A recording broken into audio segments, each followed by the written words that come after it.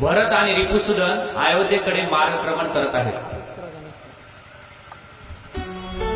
अयोध्येत आल्यानंतर त्यांनी बघितलं, अयोध्येतली स्थिती बघितली.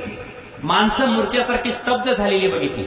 कुणी कुणाशी बोलत नाही, कुणाच्या डोक्यावर पांगोटा नाही, कुणाच्या कपाळाला गंध नाही, सगळे उदास वृत्तात आहेत. शत्रुघ्न म्हणतो, मी विचारू का? नाही, विचारू नको शत्रुघ्ना, विचारू. जर आपल्याला न ऐकण्यासारखं जर कळत, ऐकायला भेटल तर आपल्याला इथंच रडावं लागल रे. त्यापेक्षा आपण थोडं पुढे जाऊ. पुढे गेले, राजमहालाच्या द्वाराच्या समोर आलेले आहेत. तिथं आज पहिल्यांदा असं घडलं होतं, राम नाही, लक्ष्मण नाही, सीता नाही, कुणीच नाही, तिघांपैकी. आणि मग शत्रुघ्न म्हणला की ठीक आहे, तिघांचंही कैकेयी मातेवर खूप प्रेम होतं. कैकेयी मातेच्या महाली गेली असती. असं करून तिघही कैकेयी मातेच्या महाली जातात. आणि भरत शत्रुघ्न कैकेयी मातेच्या महाली गेले. आनंदाने धावली कैकेयी. भरत शत्रुघ्नाला तिलक केला आणि खुशीत आहे कैकेयी, खूप खुशीत. पण भरताना काय बघितलं? भरत दुखित परिवार निहारा. आपला परिवार जो आहे तो दुःखी बघितला. परिवारामध्ये कोण? रामायणातलं मर्म लक्षात घ्या. परिवार या शब्दाचा अर्थ आहे मांडवी. भरताची धर्मपत्नी दुःखी दिसली, कैकेयी खुशीत दिसली. हो, कैकेयीच्या तर सगळं मनासारखं घडलं होतं. पण मांडवी दुःखी दिसली. मांडवी दुःखी राहण्याचं कारण काय? कारण जेव्हा जेव्हा सीता माता काही एखादा नवीन पदार्थ बनवायची आणि तो पदार्थ बनविल्यानंतर तो मांडवीला बोलवायची आणि म्हणायची, ये जो मैंने लड्डू बनाए है ना, ये लड्डू है ना, भरत भैया को खिलाओ. असं प्रेम व्यक्त व्हायचं. आणि ती तिच्या अश्रुपूर्ण नयनातून सांगत होती की भरतजीला सांगत होती की पतिदेव, आप तो दीदी चली गई जंगल, आप लड्डू कौन खिलाएगा आपको. धर्मपत्नी दुःखी दिसली. नंतर कैकेयीच्या आनंदाला मात्र पारावार नाही. कैकेयीने विचारलं, भरता, कैकेयी हर्षित भांति मनो मुदित तब लाई की राती, सूते सोच देख मनु मारे, पूछत निहर कुशल हमारे. कैकेयीने विचारलं, भरता, माझ्या माहेरी तर खुश आहेत ना सगळे? बघा, विचार करा, घरात नवऱ्याचं प्रेत पडलेलं आहे, मुलगा सून वनवासात गेलेले आहेत आणि हिला माहेरचं पडलेलं आहे. माझ्या माहेरचे खुश आहेत का? शत्रुघ्न भरत म्हणतो, आई, तुझ्या माहेरचे सगळे खुशाल आहेत, तू काही चिंता करू नको. आणि अचानक भरताला काय झालं काय माहित, आठवण झाली. कहा कहू तात, कहा सब माता, कहा सिय राम लखन सिय भ्राता. आणि अचानक विचारलं, माझा भाऊ राम कुठं आहे, लक्ष्मण कुठं आहे, मेरे पिता कहाँ है, मेरी कौशल्या माता कहाँ है, विचार. मेरी भाभी कहाँ है, मेरा भरत धीरज रखो बेटा, धीरज रखो. अरे पूरी बात बिगड़ गई थी, लेकिन मैं थी और मेरे साथ मंत्रा थी, इसलिए मैंने पूरी बात सवार डाली, नहीं तो पूरी बात बिगड़ गई थी. तात बात में सकल सवारी, भय मंत्रा साह्य बिचारी. अरे पूरी बात बिगड़ गई थी. माते, असं काय घडलं होतं? क्या बिगड़ गया था कि तूने मंत्रा के साथ पूरी बात सवार डाली? बघा, असंच असतं. तिनं सांगितलं, सगळं चांगलं झालं बेटा, फक्त एकच वाईट घडलं. जेही चांगलं केलं ते माझ्यामुळे वाईट झालं, ते देवामुळे. ही पूर्वीपासूनची पद्धत आहे. सगळं मी चांगलं केलं रे, फक्त थोडंसं वाईट देवाने केलं. काय झालं? भूपती सुरपती पूर्पग धारी. सांगितलं की तुझे पिता स्वर्गवासी झालेले आहेत. माझे पिता स्वर्गवासी झालेले आहेत. मग तात तात हा तात पुकारे, परे भूमील व्याकुल बारी, चलत न देखत पायो तोही, तात न रामे सोप्यो मोही. मला का सोपवलं नाहीस? वडिलाच्या नावानं टाहो पडला भरताना. पिताजी, मला येऊ तरी द्यायचं होतं तुम्ही, मला कमीत कमी मोठ्या भावाच्या रामाच्या स्वाधीन तरी करायला पाहिजे होतं. आणि असं कसं झालं? तुम्ही मला सोडून गेलात. आमच्याकडे तरी बघायचं होतं थोडस. रडायला लागला भरत. आणि नंतर मग विचारलं भरताने विचारलं की माते ते सगळं ठीक है, पण पित्याच्या मरणाचं कारण क्या है? मेरे पिताजी की तबीयत बिगड़ गई थी क्या? नहीं भरत, धीरज करो, धीरज रखो और सुनो. बहुत पहले मैंने तुम्हारे पिताजी को युद्ध में मदद की थी और उसके बदले में तुम्हारे पिताजी ने मुझे 2 वर दिए थे. उस 2 वर की मैंने कभी मांगा नहीं था तुम्हारे पिताजी से. आणि ते 2 वर मी मागून घेतले आणि त्या 2 वरानं एका वरानं रामाला वनवास आणि एका वरानं तुला राज्य मागून घेतलेलं. आता मात्र तो विसरून गेला. तो पित्याचं मरण विसरून गेला आणि त्याला काय झालं माहितीये का? त्याला भावाचा वनवास मोठा वाटला. भरतजीला आपल्या पित्याचं दुःख किरकोळ वाटलं. क्या बा, क्या मैं क्या सुन रहा हूं मैं कि मेरे भैया अयोध्या में नहीं है? नहीं है भरत. क्या मेरी भाभी अयोध्या में नहीं है? नहीं है भरत. तूने 14 साल के लिए जंगल भेज दिया? हाँ भरत. ये सब तूने किया है मां? हाँ. मग मात्र भरताचा राग अनावर झाला. भरत क्रोधायमान झालेला आहे आणि भरत लट रागाने कापत होता. आणि भरताना आपल्या म्यानातली तलवार काढली आणि कैकेयीवर अशी उचलली. पण त्याला पुन्हा रघुकुलाची परंपरा लक्षात आली. आपल्या रघुकुलामध्ये आपल्या आईचा वध कधी लिहिलेला नाही, आपल्या आईचा खून लिहिलेला नाहीये. रघुकुलाची परंपरा लक्षात आली. आणि दुसरा विचार लक्षात आला की माझा भाऊ वनवासात फिरायला गेलेला आहे. माझ्या भावाला सगळे ऋषीमुनी म्हणतील, अरे हे ते चाललंय ना ते वनवासात, याच्या भावानं आहे ना याच्या आईचा खून केलेला असं म्हणते. आणि मग पुन्हा म्यानात तलवार घातली आणि पुन्हा भरत इतका क्रोधायमान झालेला आहे. जो पे गुरुची रती आती तोही जन्मत काही न मारे मोही. मला जन्मताच का मारून टाकलं नाहीस तू? जब ते कुमती जिय ठेयू खंड खंड होई हृदय न गयू. बर मागत नाही भई नाही पीरा गरीन जिह मोन पीरा. तुला वर मागताना लाच वाटली नाही? तुझ्या जिभेचे तुकडे तुकडे झाले नाहीत? तुझ्या तोंडात किडे पडले नाहीत?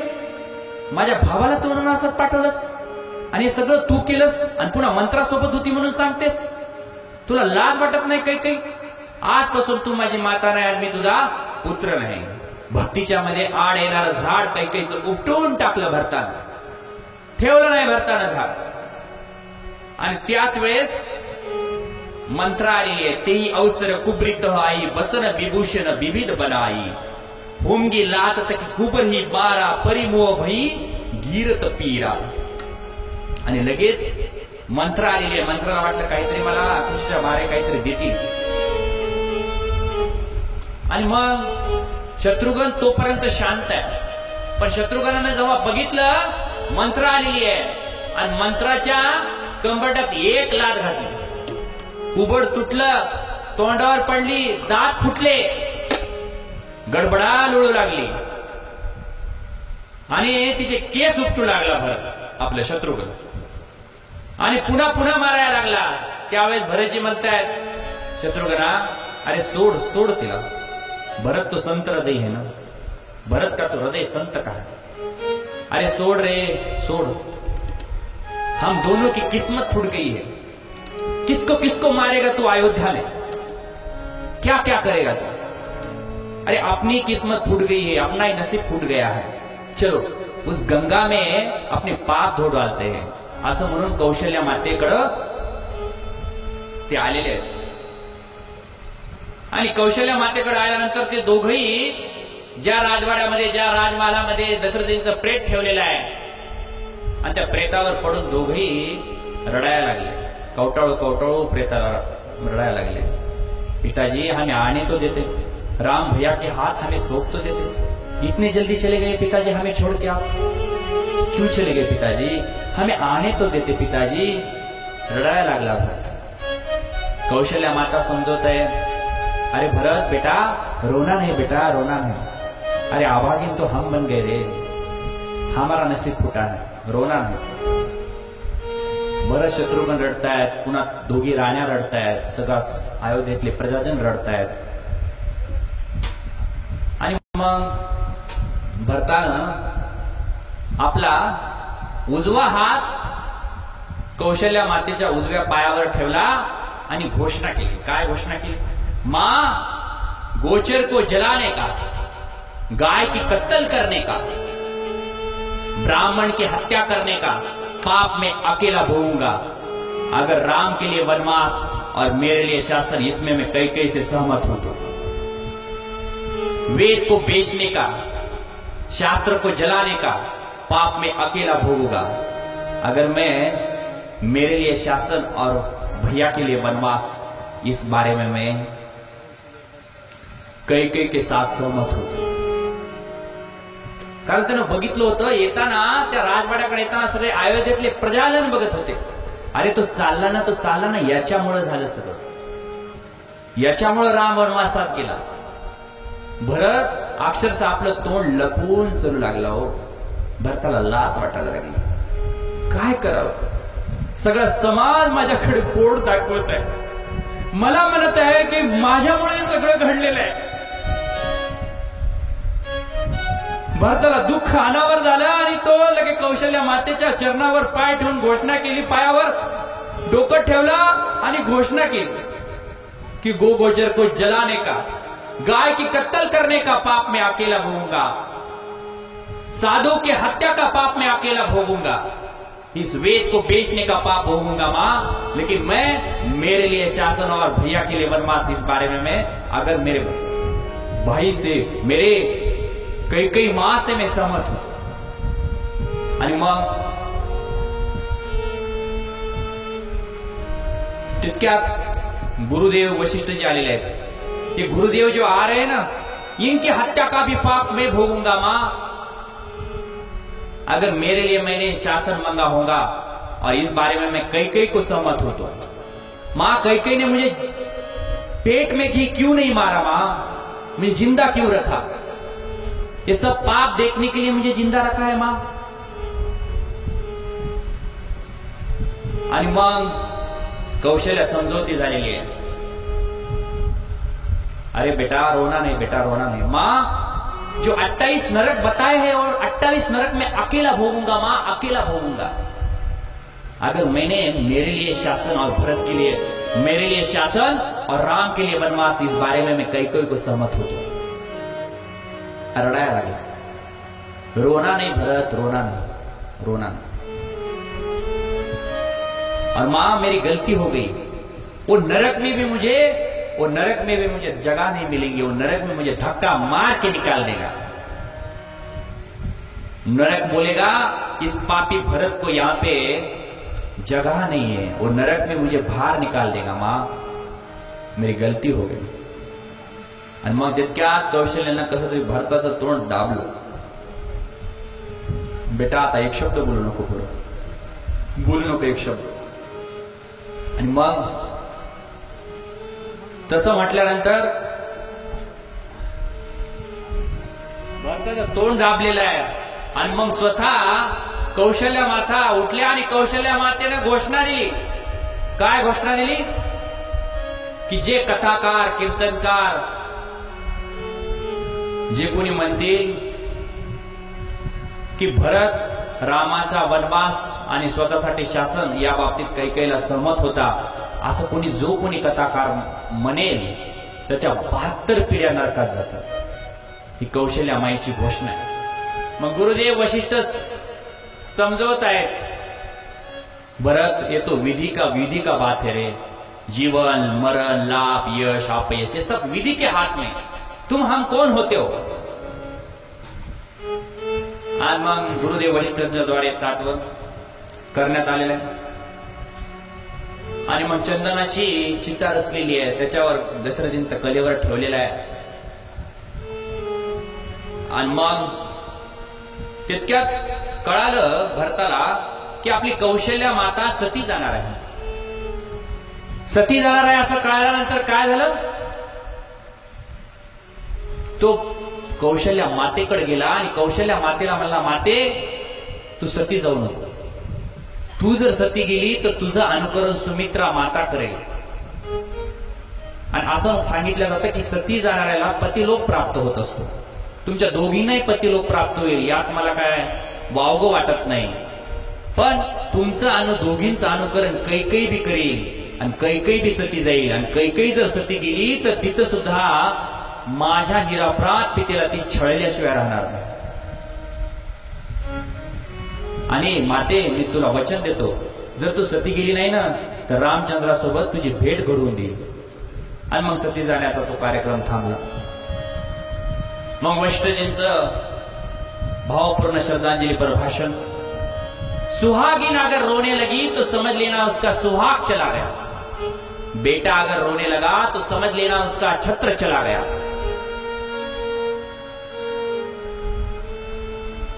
अगर बहन रोने लगी तो समझ लेना उसका राखी का त्योहार चला गया.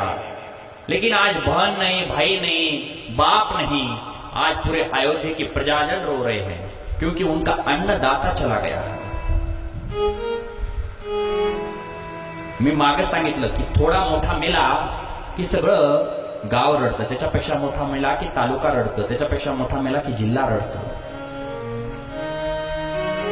आणि मग अयोध्या का सूर्यास्त हो गया. वशिष्ठांच्या भावपूर्ण श्रद्धांजली नंतर सगळं अंत्यविधीचा कार्यक्रम उरकण्यात आलेला आहे. सर्व प्रजाजनांनी भावपूर्ण श्रद्धांजली अर्पण करून आपल्या राजाला आपापल्या घरी वापस आलेले आहेत. त्यानंतर वशिष्ठजींनी एक मीटिंग बोलवली.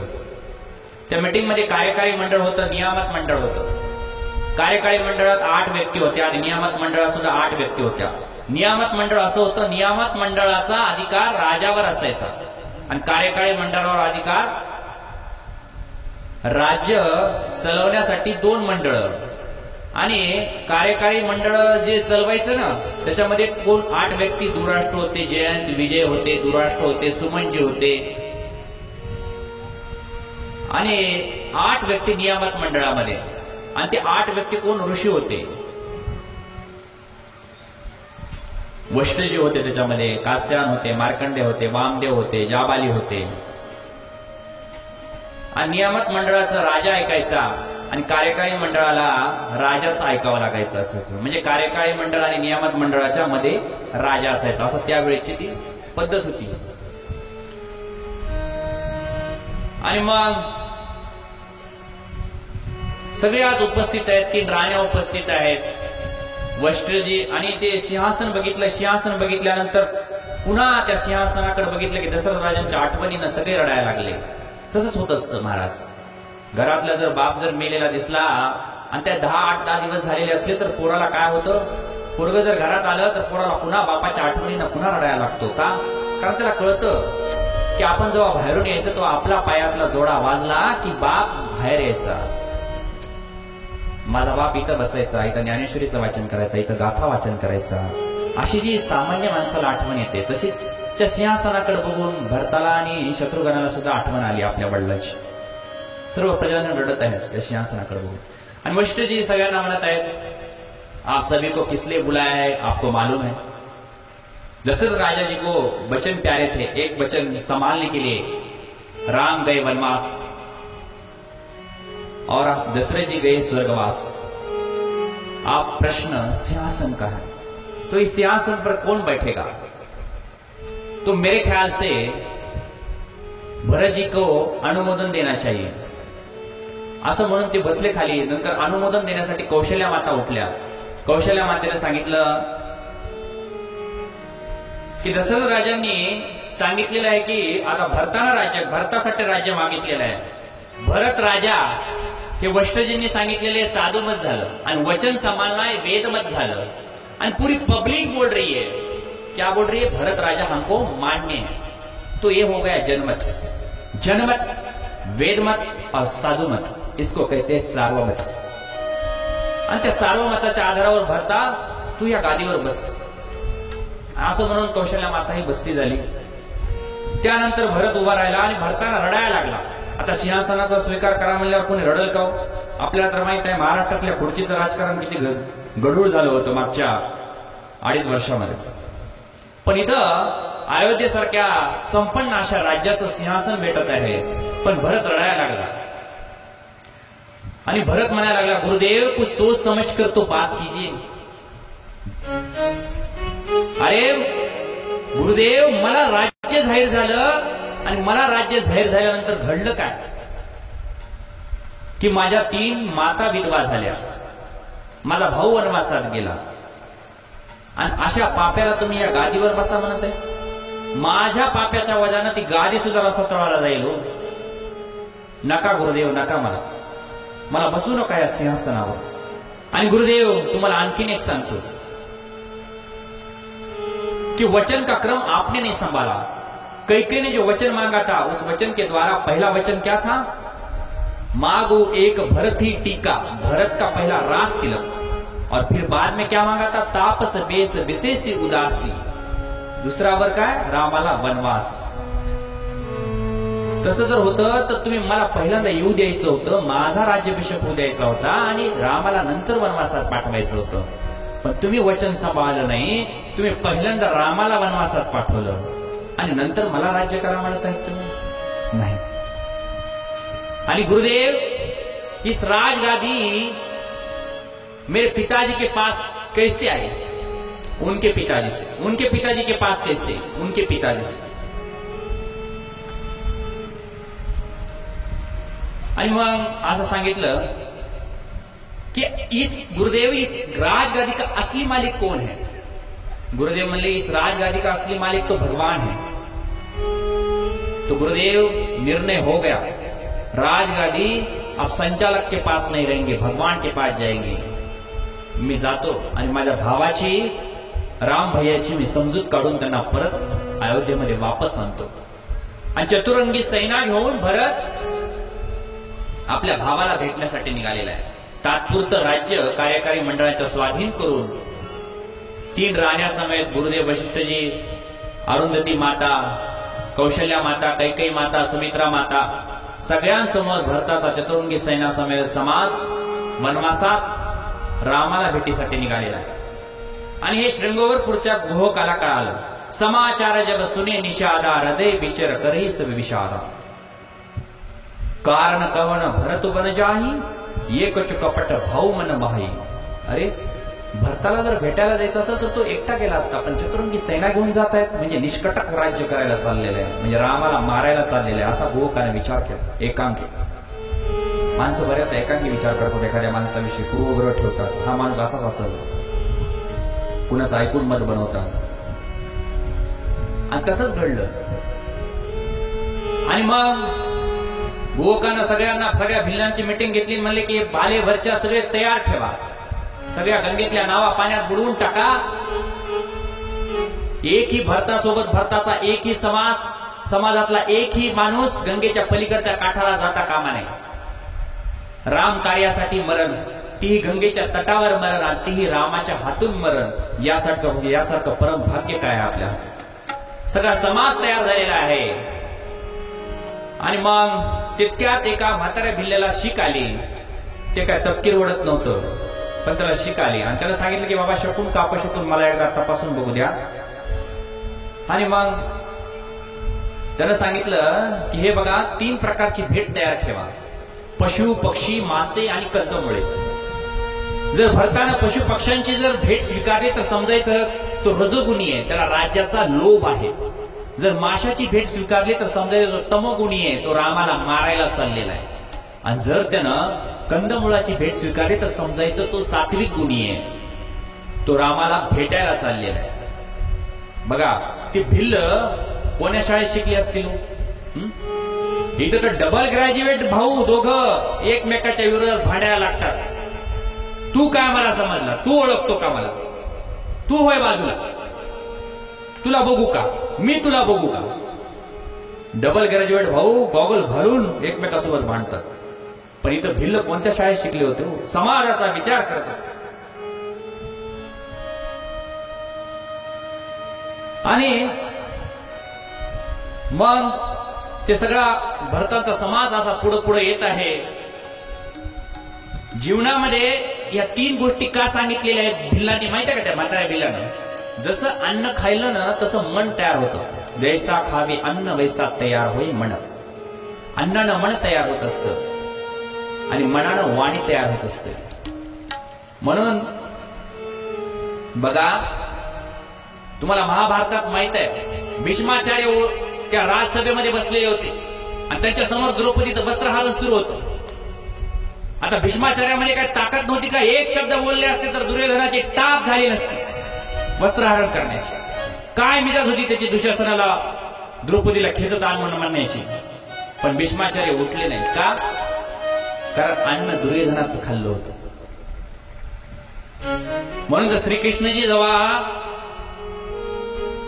त्यांच्या घरी आले होते हस्तिनापूरला, तेव्हा दुर्योधन का मेवा त्यागो साग विदुर घर पाये, सबसे ऊंची प्रेम सखाये. म्हणून सज्जनी संगती करावा उपवास, दुर्जनाचा टाळावा गोड घास. दुर्जनाचा गोड घास घेऊन भिकाऱ्याच्या घरचं, राजाच्या घरचं, वेशीच्या घरचं खाऊ नये म्हणतात. साधूच्या संगतीत उपाशी राहण्याची वेळ आली तरी चालते, पण दुर्जनाचा गोड घास टाळायला पाहिजे. आणि मग ते भेट घेऊन भुवक 3 प्रकारची भेट घेऊन निघालेले आहेत. आणि इकडून सुमंतजीने सांगितले की हे जे समोरून भुवक येत आहेत ना, त्यांनी रामाची खूप सेवा केलेली आहे. ते रामाचे सखा आहेत, रामाचे मित्र आहेत. राम सखा सुनी सदनु त्यागा, चली उतरी उमगत अनुरागा. आणि मग तो राम का सखा आहे हे एवढा शब्द ऐकलं सुमंताकडून आणि खाली उडी टाकली हो भरताना रथाच्या, आणि गोवकाला जाऊन कडकडून मिठी मारली. आणि त्यांनी सांगितलं, गोवकांनी सांगितलं की बाबा ही भेट स्वीकार करा. तसे तर मी भेट काही घेत नाही गोवकजी, पण तुम्ही म्हणतायत तसं ही कंदमुळाची भेट ठेवा आणि पशु पक्ष्यांची माशांची भेट तुम्ही घेऊन जा. तेव्हा गोवकाला कळालं की भरत हा सत्वगुणी आहे. भरत हा रामाला भेटायला जात आहे. आणि मग भरतजी विचारतात गोवकजीला की मेरे भैया कहाँ बैठते ते समोरचं वटवृक्ष दिसते ना, इथं गर्भाचं आसन टाकलेलं आहे, तिथं अजून पण तसंच गर्भाचं आसन आहे. तिथं तुमचे भाऊ बसायचे, तुमच्या वहिनी बसायच्या, तिथं झोपायचे. आणि माझा भाऊ लक्ष्मण कुठं झोपायचा? त्यांनी सांगितलं गोवकानं की तुमच्या भावानं लक्ष्मणजीनं निद्रेचा त्याग केलेला आहे. कारण सुमित्रा मातेला वचन दिलं होतं की सपने में ईर्ष्या का डर है ना मां, तो आस में नींद नहीं लूंगा, और नींद नहीं लूंगा तो सपना नहीं आएगा, सपना नहीं आएगा तो ईर्ष्या नहीं आएगी. आणि मग त्या गर्भाच्या आसनाला प्रणाम केला आणि तिथली माती आपल्या कपाळाला लावली भरतजींनी. भरतजी की आंखों में आंसू आ गए. त्या रात्रीचा मुक्काम दुसरा दिवस उजळला. काही नावेमधून, काही कमी पाण्यातून असं करून सर्व प्रजाजन, सर्व सैन्यासमवेत पलीकडे जातात. दुपारपर्यंत भरताचा सर्व समाज प्रयाग क्षेत्राच्या जवळ आलेला आहे. आणि कौशल्यामाईनं पायी चालणाऱ्या भरताला बघितलं आणि कौशल्यामाई भरताजवळ आली आणि म्हणली, भरताच्या पायाला फोडा आले होते, अनवानी पायानं, ऊन एवढं तापलेलं, भळभळा भळभळा रक्त वाहते. कौशल्यामाई जवळ येऊन म्हणते, अरे भरता, तुझ्या पायातून रक्त येत आहे रे. तळ पायावरनं हात फिरवला. त्यावेळेस भरतजी म्हणतात, माँ तू मेरे लिए रो रही है? अरे मेरा राम भैया जंगल में गया है, अच्छे 7 दिन हो गए हैं, उसके लिए कभी नहीं रोई माँ, मेरे लिए रो रही. बघा, एका सावत्र माईचं सावत्र पुत्रावर किती प्रेम असावं याचं सुद्धा उत्तर रामायण देतं. आणि मां एक बात कहूं, होठों पे हासी पैरों में छाले, वही तो भगवान को ढूंढने वाले. अगं पायातून येऊ दे ना रक्त, फोड भाऊ दे, काय होत नाही. पंढरपुराच्या वारीत जात असताना आपण बघतो पायी पायी चालतात, पण त्या वारकऱ्यांचा कसा उत्साह असतो. 90 वर्षाचे वारकरी पताका उंच घेऊन नाचते. हा उत्साह असतो पायी चालणाऱ्या वारकऱ्यांचा. आणि मग पुढे थोडस आलेले आहेत तीर्थराज प्रयाग, मनुष्य रूपात प्रकट झालेले आहेत. तीर्थराज प्रयागांनी विचारलं, भरता मी तुझ्यावर प्रसन्न आहे, तुला काय पाहिजे ते माग. धर्म न अर्थ न धर्म न काम रुची गती न चहू निर्बाण जन्म जन्म रती राम पद यह वरदान आण. मला काही नको, मला अर्थ नको, मला काम नको, मला धन नको, राज्य नको, काही नको, धर्म नको. तीर्थराजांनी विचारलं तुला अर्थ का नको? अरे जिस अर्थ ने अयोध्या में अनर्थ कर डाला वो अर्थ किस काम? तो धर्म ले लो भरत. धर्म भी नहीं चाहिए तीर्थराज, क्यों जिस धर्म के कारण धर्म का पालन करने के लिए मुझे मेरे राम भैया को जंगल जाना पड़ा, वो मुझे धर्म भी नहीं चाहिए. काम तो ले लो. और जिस काम ने मेरे दशरथ जी पिताजी का मरण हो गया है, मृत्यु हो गई है, वो काम भी मुझे नहीं चाहिए. निर्वाण पद नहीं चाहिए, क्योंकि निर्वाण पद से मुझे मेरे प्रभु की सेवा नहीं करनी आएगी. तो क्या चाहिए? मुझे यही चाहिए की माझ्या प्रभूची मला फक्त सेवा करायची संधी मिळू दे, बस, काही नको. भरतलालजी आगे निकले आणि भारद्वाजीच्या आश्रमामध्ये आलेले आहेत आणि तोंड असं थोडंसं झाकलेलं आहे. त्यांना वाटलं की काय म्हणून भारद्वाजीच्या समोर जावं. भारद्वाजींना वाटलं की इसी के कारण राम वनवास आ गया, काय तोंड दाखवावं त्या ऋषीला. भारद्वाजी प्रणाम करतात भरतजींना आणि भरतजी म्हणतात भारद्वाज जी आप गुरुदेव हमें क्यों प्रणाम कर रहे हो? इस पापिनी के बेटे को क्यों प्रणाम कर रहे हो? मेरा क्या हक बनता है? मेरे ही कारण मेरा भैया वनवास चला गया है और आप मुझे दंड प्रणाम कर रहे हो? मैं कैकेयी का बेटा हूं, मैं पापिनी का बेटा हूं. त्यावेळेस भारद्वाजी म्हणतात नहीं भरत, नहीं, मैं बहुत दिन से विचार कर रहा हूं कि साधना का फल क्या होता है. ऋषी मुनि महिलानंतर साधना करीत असतील ना ते. साधना का क्या फल होता है? तो साधना का फल भगवान की प्राप्ति. तो भगवत प्राप्ति का फल क्या होता है, इसका विचार मैं कर रहा था. तो भगवत प्राप्ति का फल है आप जैसे संतों का दर्शन. कारण बघा भारद्वाजींना ह्या 6-7 दिवसापूर्वी कुणाचं दर्शन झालं होतं? रामाचं. आता रामाचं दर्शन झाल्यानंतर त्यांना काय प्रश्न पडला की बाबा आता पुढं काय करायचं? पुढं रामाचं दर्शन झाल्यामुळं भरतासारख्या संताचं दर्शन झालं. आणि मग भारद्वाजीला म्हणतायत भरतजी कि मेरे राम भैया मुझे मिलेंगे तो सही. हाँ जरूर मिलेंगे, क्यों नहीं मिलेंगे, जाओ यशस्वी हो जाओ.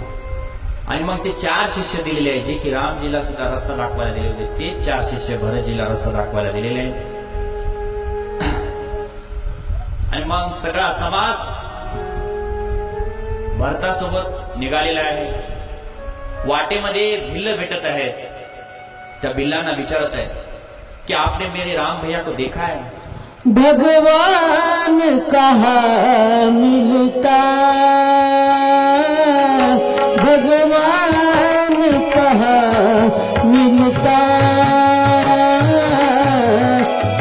भगवान कहाँ मिलता है,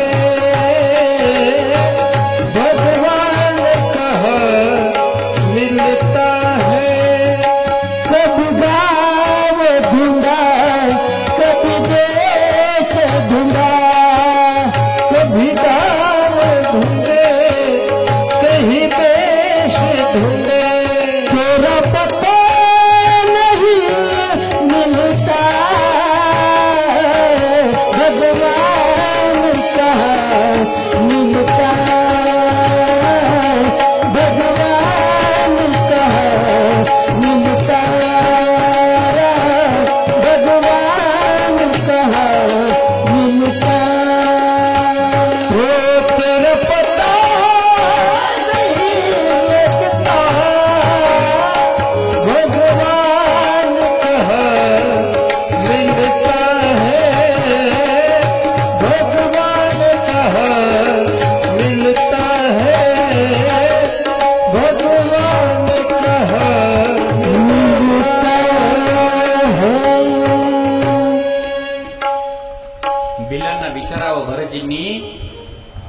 आपने मेरे रामचंद्र भैया को आपने देखा है?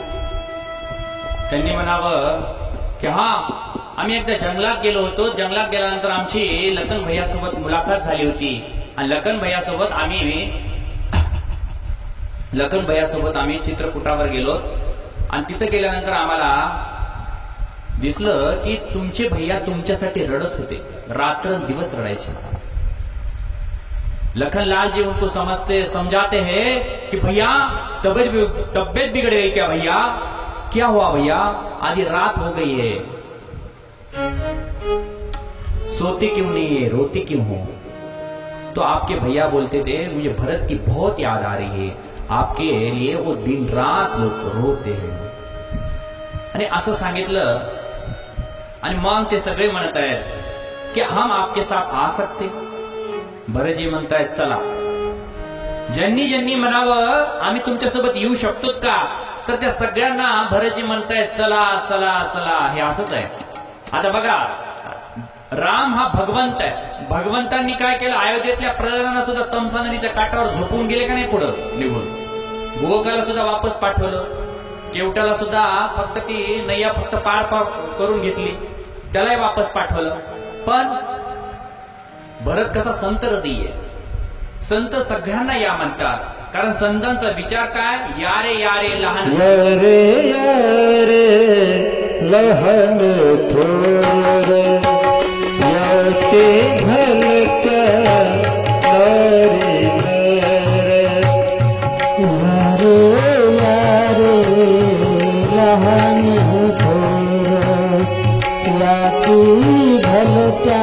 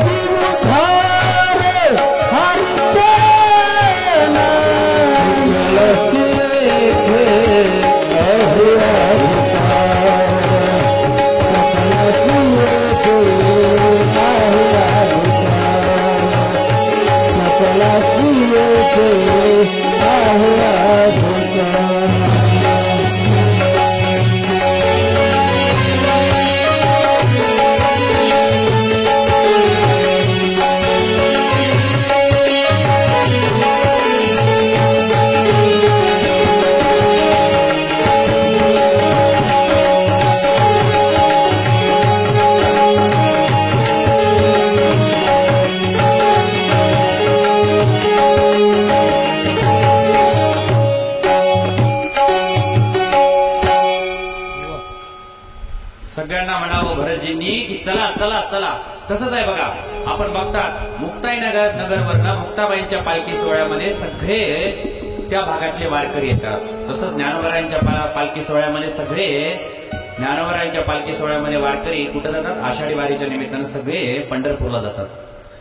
म्हणजे सगळ्या संतांसोबत जाणं हे भगवंताला सुद्धा खूप आवडतं. एसटीनं जाता येत नाही का, रेल्वेनं जाता येत नाही का, नाही. पण त्या पालखी सोहळ्यामध्ये जाण्याचा हेतू आहे, कारण ही जगत जी आहे ना, ही जगत म्हणजे कोर्ट आहे आणि संत म्हणजे कोण आहेत, वकील आहेत. आणि भगवंत देव हा न्यायाधीश आहे. आणि ह्या कोर्टरूपी जगामधून जर आपली निर्दोषाची सुटका करून घ्यायची असेल तर संतासारख्या वकिलाला आपल्याला शरण जावं लागतं, तेव्हा आपण निर्दोष सुटलो.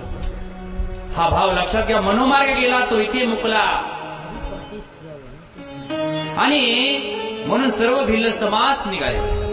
सर्व भिल्लांच्या समाजाच्या समवेत भरतजी पुढं पुढं जात आहेत. आता छानपैकी जगत महाराजांनी संकीर्तन केलेलं आहे. आता कुछ लोग सवाल पूछते कि महाराज कथा में कीर्तन में संकीर्तन बीच बीच में क्यों लिया जाता है? तो संकीर्तन से क्या होता है? पाप भाग जाता है. और दूसरा सवाल होता है कि संकीर्तन से पाप भाग जाता है तो कहां जाता है? जो संकीर्तन में बैठ के भी तालियां नहीं बजाता ना, उसके सर पे जाके बैठता है. इसलिए तालियां बजाते जाइए. आणि मग यथार्थ भगवान का दर्शन पाना है तो संतों के साथ जरूर जाना है. आणि मग भरतलालजीच्या समवेत सगळेजण निघालेले आहेत. बहुत दूर तक आए. जंगल की बात है. कौशल्या माईला भरतजी विचारतात, आई की मला माझा राम भैया दर्शन देईल का ग? त्यावेळेस माता कौशल्या म्हणते, अरे नक्की देईल भरता तुला, मला विश्वास आहे. नाहीतर हे पापिनीचं पोरग जंगलात बी माझा पाठलाग करत आलेला आहे असं म्हणून माझे भैया पळून तर जाणार नाही जंगल सोडून. नाही रे राम, नाही रे भरता, नाही, तसं नाही होणार. तुझा भाऊ तुला नक्की दर्शन देईल. आणि मग चतुरंगीच्या सैन्याच्या समवेत ज्या चित्रकूटाच्या ठिकाणी राम राहत आहेत त्या ठिकाणी भरताचा समाज आलेला आहे. आणि त्या चतुरंगी सैन्याच्या आवाजानं ते पशु पक्षी असे पळत आहेत. आणि मग त्यावेळेस रामजी विचारतात लखनलाला, लखन, हम जब जंगल में आए थे तो सब पशु पक्षी निर्भय हो गए थे. अब ऐसा क्या हो गया है कि पशु पक्षी सब भाग रहे हैं? तितक्यात एका भिल्लाने येऊन सांगितलं की चतुरंगी सैन्या समवेत भरतलाल जंगल की ओर आ रहे हैं आपसे मिलने के लिए. मग त्यावेळेस मात्र रामांनी विचार केला की चतुरंगी सैन्या समवेत जेव्हा भरत इकडे येत आहे मला भेटायला, तेव्हा त्यानं राज्याचा स्वीकार केलेला नाही. आणि लखनजींनी विचार केला की भरत जेव्हा शत्रुंगी सैन्य घेऊन येत आहे तेव्हा तो निष्कटक राज्य करायला येत आहे, रामाला मारायला येत आहे. आणि मग लखनजी क्रोधायमान झालेले आहेत. भैया आप बेर की गुठलियां चबाते रहना, आपको क्या पता है, आप बोलते थे ना मुझे रात दिन भरत की याद आ रही है. भैया विष के वेल पर अमृत का फल नहीं उगता. कई जैसे पापिनी का बेटा कभी पुण्यवान नहीं हो सकता. वो पापी है, आपको मारने के लिए जंगल में भी आ गया है, लेकिन उसको क्या लगता है मेरा राम भैया अकेला है, उसके साथ शेष का अवतार लखन है. मैं शेर जैसा हाथी को चीर डालता है वैसा मैं भरत को चीर डालूंगा. असं लखनजी क्रोधायमान झालेले आहेत. आणि मग रामजी अश्रुपूर्ण नयनानं डबडबल्या डोळ्यांनी म्हणत आहेत की अरे तू तर लखन वरचीवर दिवसांदिवस तू चांगलीच गोष्ट बोलत आहेस बघ. भरत माझा संत नाही म्हणत आहेस ना, पण माझा भरत असा संत आहे की त्याला सत्संग करण्याचीच आवश्यकता नाही. असा संत हृदय आहे रे माझा भरत, त्याला सत्संग करण्याची काहीच गरज नाही. सद्गुण केव्हा येतात? जेव्हा सत्संगामध्ये बसल्यानंतर. पण माझा भरत असा आहे की त्याच्यामध्ये सद्गुण पहिलेच भरलेले आहे, त्याला सत्संगाची गरजच नाही. दुनिया का सबसे बड़ा संत मेरा भाई भरत है. आणि मग भरत, शत्रुघ्न आणि गोवर्धन तिघजण पर्णकुटीच्या पाठीमागच्या दारानं आलेले आहेत. गुडघ्यावर टेकलेले आहेत. भरतजीने आणि शत्रुघ्नजीने गुडघ्यावर चालत येत आहेत. त्यावेळेस गोवर्धनजी विचारतात, भरतजी असं गुडघ्यावर का चालत येत आहात? त्यावेळेस ते सांगतायत, भरतजी जिस रास्ते से मेरा भैया गया है ना, उस रास्ते से मुझे तो सर से जाना चाहिए, लेकिन मैं घुटनों से जा रहा हूं. आणि मग पर्णकुटीच्या समोरच्या साईडला बघा, दारामध्ये सीता आणि राम बसलेले आहेत. आणि पर्णकुटीच्या इकडच्या साईडला म्हणजे पर्णकुटीकडे तोंड करून लखनजी बाणाला धार लावत आहे. चित्र डोळ्यासमोर आणा. आणि पर्णकुटीच्या पाठीमागच्या साईडनं भरतजी आणि शत्रुघ्नजी येत आहेत. आणि ते दृश्य लक्ष्मणजीनं बघितलं. भरतजी असे लांबून दिसत आहेत त्यांना. आणि भरतजींच्या डोळ्यामध्ये अश्रू घळघळ घळघळ अश्रू वाहत आहेत. आणि भरतजींचे अश्रू बोलत आहेत. आज काय बोलत आहेत की लखन, जीव धर्म का आचार्य है, पुजारी है, सब तेरे काबू में है। इस पापिनी के बेटे को दर्शन देने के लिए भगवान को भेज दे, तू पुजारी है। अशी विनवणी करतायत त्यांच्या अश्रुपूर्ण नयनानं, आणि ते त्या अश्रुपूर्ण नयनाचा लक्ष्मणजीवर परिणाम झाला। आणि लक्ष्मणजींनी राम भैयाकडे आलेले आहेत, रामचंद्रजीकडे, आणि राम भैया अपना भरत जो है ना, उसके बारे में मैंने कहा था, जैसा शेर हत्ती को चीर डालता है वैसा मैं भरत को मारूंगा। मुझे पश्चाताप हो रहा है भैया, अपना भरत को मैंने पहचानने में गलती कर दी। अपना भरत तो संत हृदय है भैया, संत हृदय, वो पीछे के द्वार से आया है, उसको दर्शन दे दो भैया। क्योंकि उसको लगता है कि आगे के द्वार से पुण्यवान जाते हैं, मैं तो पापी हूं, पापी तो पीछे के द्वार से आते हैं। जाओ भैया, दर्शन दे दो। आणि मग रामजी इतके धावले, कोणत्या वेगात गेले असतील हे तुलसीदासजी सुद्धा वर्णन करू शकले नाही। प्रकाशाचा वेग आहे 1,86,000 मैल दर सेकंद, त्यापेक्षा काही पट वेग आहे सुदर्शन चक्राचा, त्यापेक्षा काही पट वेग आहे गरुडाचा, त्यापेक्षा काही पट वेग आहे बाणाचा, आणि त्यापेक्षा काही पट वेग आहे मनाचा, आणि त्या मनाच्या वेगाच्याही पलीकडे गेलेले आहेत। कोणत्या वेगात धावले असतील हो प्रभू। आणि धावता धावता घडलं असं की त्यांचा धनुष्यबाण खाली पडलेला आहे, उपरणं खाली पडलेला आहे, भाता खाली पडलेला आहे। या कृतीतून त्यांना दाखवून द्यायचं की भरता, तू सुद्धा धर्म न अर्थ न काम न रुची गती न चहू निर्बाण, तू सुद्धा सगळ्या गोष्टीचा त्याग करून आलास ना, मग मी सुद्धा तुझ्यासाठी या सगळ्या गोष्टी खाली ठेवतो। आणि मग भरताला कडकडून मिठी मारली रामचंद्रजींनी। प्रभूंनी मिठी मारल्यानंतर भरताचे डोळे डबडबले, भरताने प्रभूचा खांदा भिजवून काढला, रडू लागले। शत्रुघ्न रडतायत, शत्रुघ्न के आंसू बोलते थे कि भगवान आप हमें अयोध्या मत भेजो, आप अयोध्या में पूरा जंगल बचा, अब सच्ची मुच्ची अयोध्या तो अभी जंगल में है, अयोध्या हमें मत भेजो भगवान। और भरत जी पैर पड़ने लिए, पैर पड़े रामचंद्र जी के, और फिर बाद में लखन जी का और भरत जी का मिलन हुआ। लक्ष्मणांनी पाया पडले भरतजींच्या, म्हणले भरत दादा मी तुम्हाला ओळखलं नाही हो, मला माफ करा, मला माफ करा। त्यावेळेस भरतजी म्हणतात लक्ष्मणा, सगळ्यात पुण्यवान तर तू आहेस रे, तुला रामाच्या सोबत राहायला भेटते, राम भैयाच्या सोबत तुला सेवा करायला भेटते, मी तर पापी आहे रे, तू खरा भाग्यवान पुण्यवान आहेस। मग सीता मातेचं दर्शन, गोवकांनी येऊन सांगितलं की 3 माताय आलेल्या आहेत, 3 मातांचं दर्शन। आणि मग तिथं थोडं आश्रमात मध्ये मला त्या पर्णकोटीमध्ये गेल्यानंतर दिसलं असं, तिथं बोर होते, त्या बोराच्या अशा, त्या काय म्हणतात त्याला, बोराच्या ह्याला आटोळ्या, तर त्या आटोळ्या अशा पडलेल्या होत्या, आटोळ्या पडलेल्या बघितल्या आणि भरताला पुन्हा रडू कोसळलं। आणि भरताला विचार केला कि राम भैया, कैकेयी ने आपको बैर की घुटलियां चबाने के लिए भेजा है जंगल, ये मेरे पाप का फल है।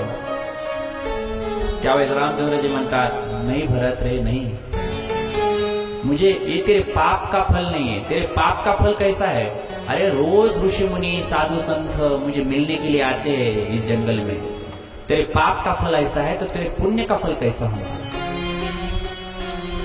बहुत अच्छा फल है रे, और तेरे पुण्य का फल कैसा होगा असा विचार करतात रामचंद्रजी। मग तितक्यात वशिष्ठजी आले आहेत, वशिष्ठजींना प्रणाम केलेला आहे रामांनी। आणि मग गोवक जे आहेत, गोवकांना मात्र वशिष्ठजी जवळ स्पर्श करू देत नाहीत, दर्शन देत नाहीत। हे रामानं ओळखलं, आणि रामांनी गोवकाच्या खांद्यावर असा हात टाकला.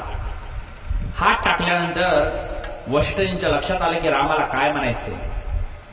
आणि मग वशिष्ठजींनी गोवकाला पण आलिंगन दिलं आणि वरून स्वर्गातून पुष्पवृष्टी झाली. जो उपेक्षित समाज, भिल्ल समाज, ज्याची सावली पडली तरी लोक त्या काळी आंघोळ करायची, पण त्या उपेक्षित समाजाला प्रभूंनी मानाचं स्थान दिलं. कोण नीच आहे, ऊच नीच काही नेने भगवंत, तिष्ठे भाव भक्त देखून या. कुणी ऊच नाही, कुणी नीच नाही भगवंताला. भगवंत हा भावाचा भुकेला. मुसलमानाचा सज्जन कसाही होऊन गेला पण तोही भक्त निघाला. सज्जन कसा आहे विपुलागे मास आहे उल्लेख. न पाहयाती कुळाचा विचार, न पाहयाती कुळाचा विचार, न पाहयाती कुळाचा विचार, न पाहयाती कुळाचा विचार. भक्त करुणा कर ज्ञानाबाई, भक्त करुणा कर ज्ञानाबाई, न पाहयाती कुळाचा विचार, न पाहयाती कुळाचा विचार.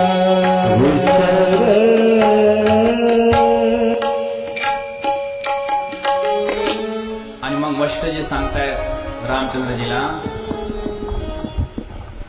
कि हमने खूब बहुत संभालने की कोशिश की, लेकिन तुम्हारे पिता दशरथ जी की मृत्यु हो गई है.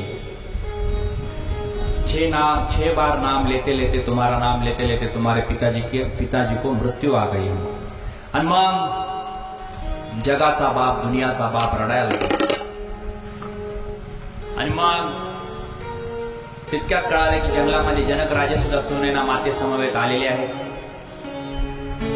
मग सीता मातेनं परवानगी मागितली कौशल्या मातेला जंगलामध्ये की माँ, मेरी माँ सुनैना आई है, उनसे मिलने के लिए जाओ. कौशल्या म्हणते जंगल की तो बात है बेटी, जाओ मिलकर आओ. आणि मग ती भेटायला आलेली सुनैना मातेला म्हणत आहे सीता कि माँ, मेरी जिंदगी में बहुत सुख है, जंगल में बहुत सुख है, और मेरा जो देवर है ना लखन, उसकी तो वो तो बहुत दिन रात सेवा करता है हम दोनों की. उसके ऋण तो हमारे मिथिला के 72 पीढ़ी भी नहीं चुका सकती. आणि मग असं काही म्हटल्यानंतर सुनैना मातेचा निरोप घेत आहे. माँ, मैं जाऊं मेरे माँ के पास.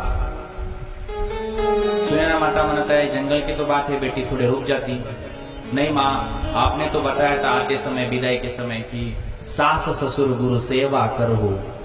आपने बताया था ना कि सास ससुर की गुरु सेवा करना है. आणि मग ती वापस येती झाली. आणि मग सगळे बसलेले आहेत, भरतजी बसलेले आहेत, गुरुदेव वशिष्ठजी बसलेले आहेत, रामचंद्रजी बसले आहेत, जनक राजा बसलेले आहेत. सगळे आपापसात चर्चा करत आहेत की आता करायचं काय.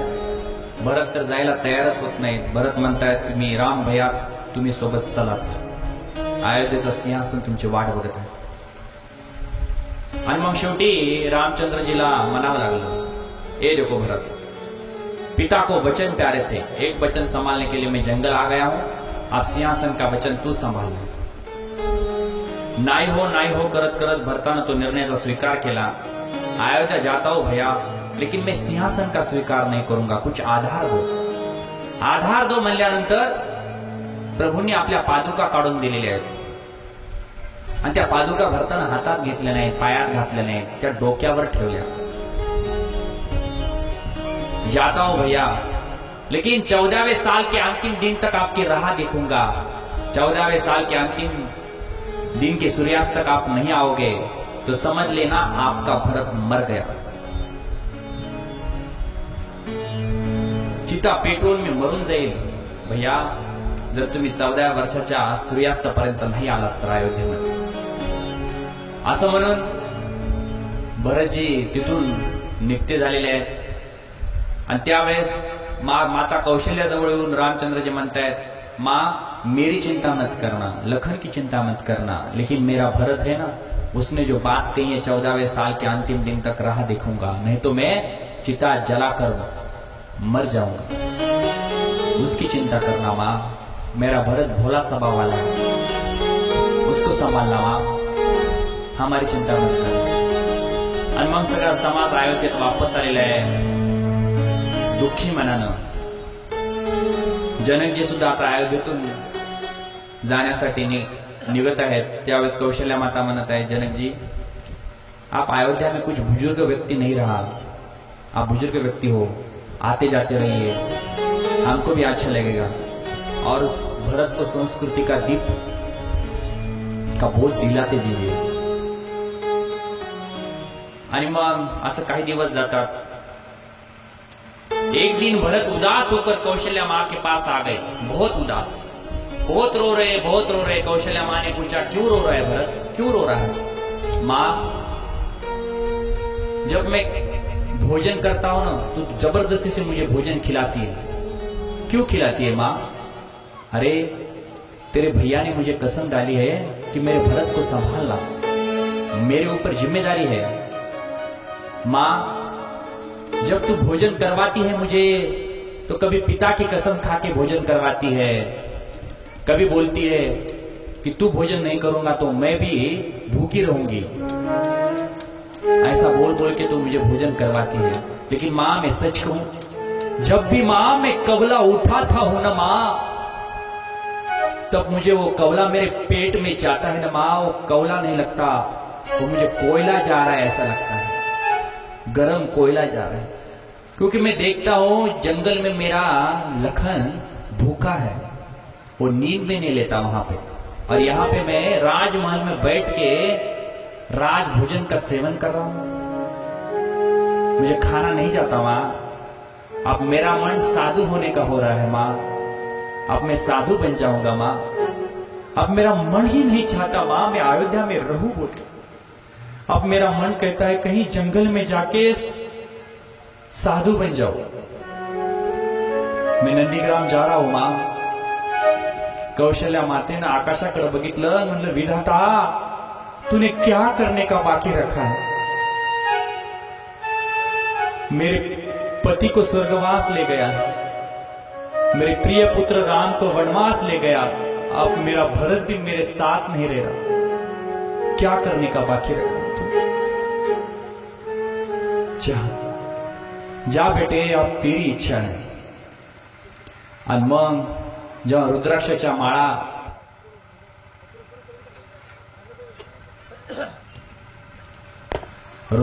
माळा पायात खडाव, हातात कमंडलू घेऊन जेव्हा भरतजी असे राजमहालाच्या आता बाहेर निघणार आहेत, त्यावेळेस रिपुसूदन रडत आहेत, शत्रुघ्न रडत आहेत.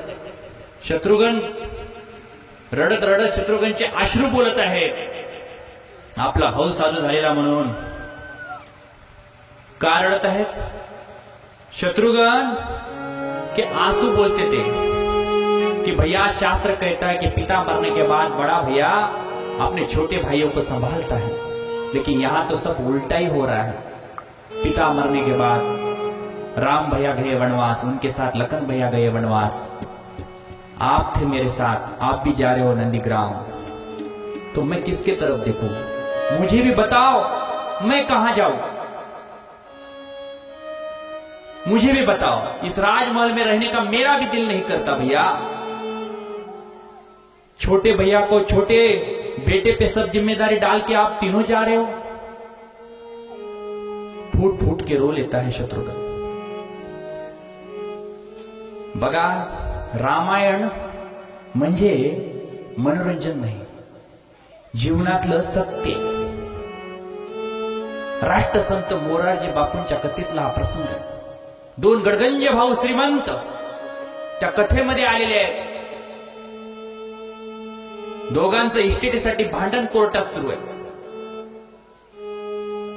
दोघांनी एकमेकाच्या खुनाच्या सुपाऱ्या दिलेल्या होत्या आणि ते दोघही भाऊ मोरारजी बापूंच्या कथेमध्ये येऊन बसलेले होते. आणि मोरारजी बापूंचं त्या दिवशी योगायोगाचा असं योग होता की भरताचं चरित्र सांगत होते. आणि ते भरताचं चरित्र चालू असताना एक भाऊ समाजाच्या या टोकाला बसला, एक भाऊ समाजाच्या त्या टोकाला बसला. कथा संपली. कथा संपल्यानंतर मोठा भाऊ जो होता ना, तो मोरारजी बापूंच्या पायाजवळ येऊन रडू लागला. पायाचा स्पर्श केला, चरणाचा स्पर्श केला, रडायला लागला. अरे भाई रोते क्यों हो, क्या हुआ है? अरे भाई इनको कोई पानी पिलाओ. अरे भाई क्या समस्या है, मैं हल कर सकता हूं, बोलो क्या हुआ है तुमको? बापू आप मुझे समझ में आ गया. आम्ही दोघा भावांनी एकमेकाच्या खुनाच्या सुपाऱ्या दिल्या. आमचं इस्टेटीसाठी कोर्टात भांडण सुरू आहे. पण आज भरताचं चरित्र मी ऐकलं. आज मला माझा लहान भाऊ भरत दिसत आहे.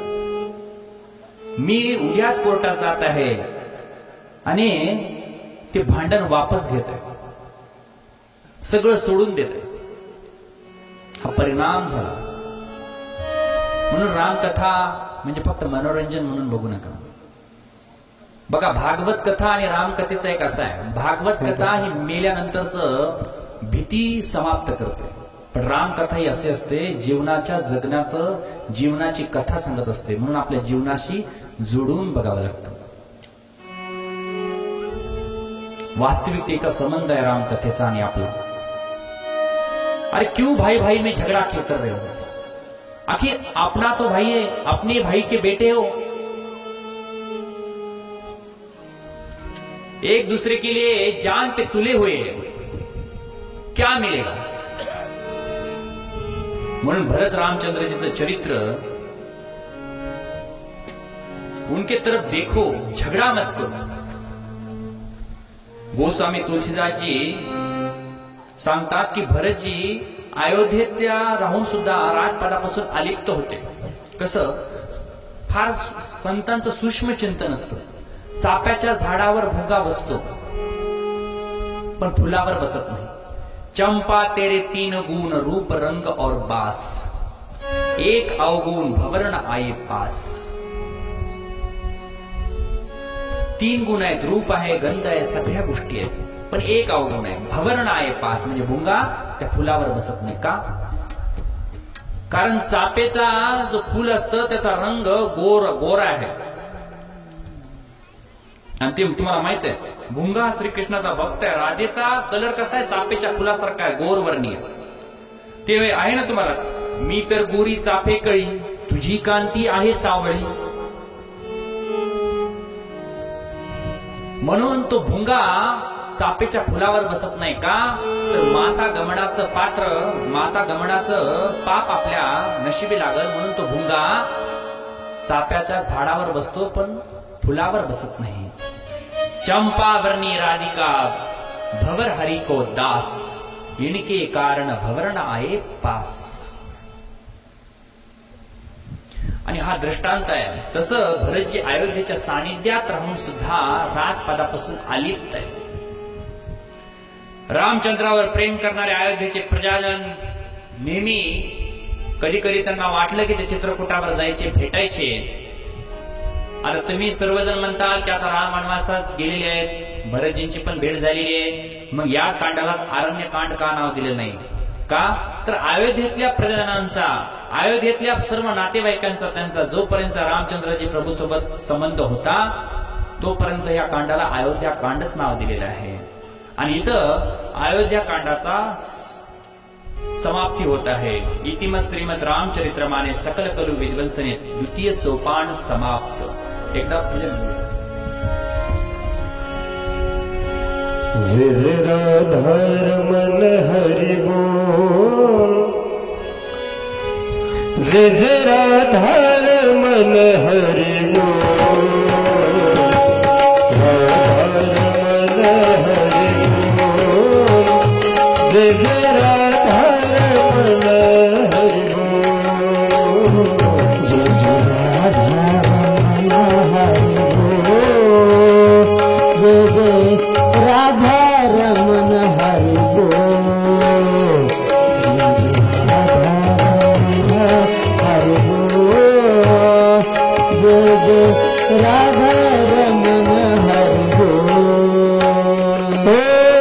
हरि बोल हरि बोल हरि बोल हरि बोल हरि हरि बोल केशव माधव हरि हरि बोल माधव हरि हरि बोल हरि बोल हरि बोल हरि बोल हरि बोल हरि हरि बोल केशव माधव हरि हरि बोल हरि बोल हरि बोल हरि हरि हरि हरि हरि बोल केशव माधव हरि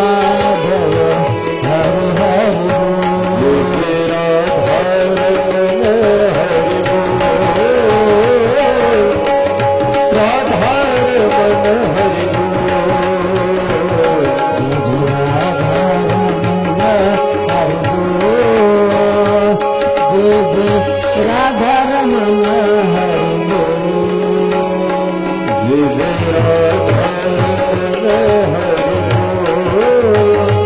तेरा धार मन हरि बोल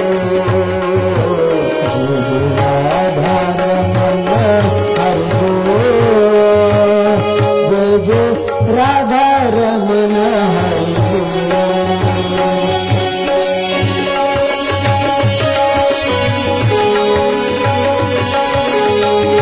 राधारमण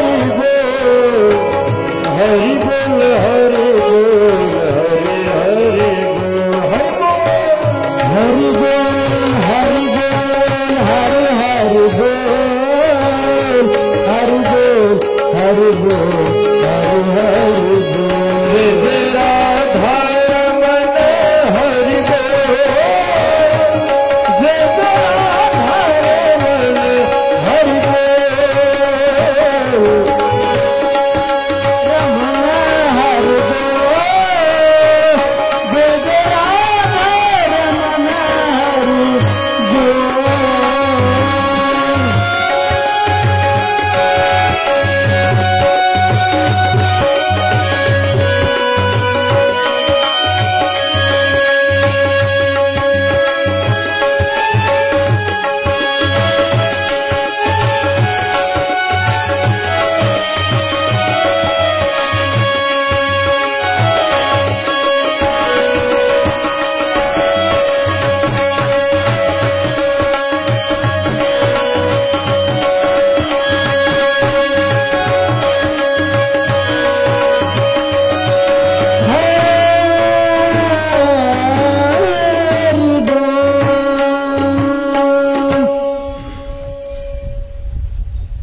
गणेश, सरस्वती, सीताराम, शिव पार्वतीला